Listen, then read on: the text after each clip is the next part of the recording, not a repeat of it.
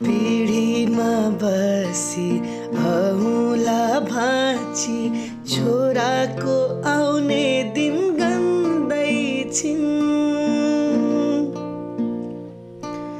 पिँढीमा बसी औँला भाँची छोराको आउने दिन गन्दैछिन्। दसैँको दिन ती बुढी आमै आइपुग्दा छोरो दङ्गै छिन्। कोदो फुल्यो बारीमा लरीलै धानको बाला झुल्यो खेतैमा। कति राम्री देखिन्छौ बरीलै जमरा र रातो टिकैमा। हो दसैँ आयो,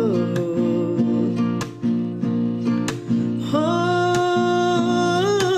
दसैँ आयो।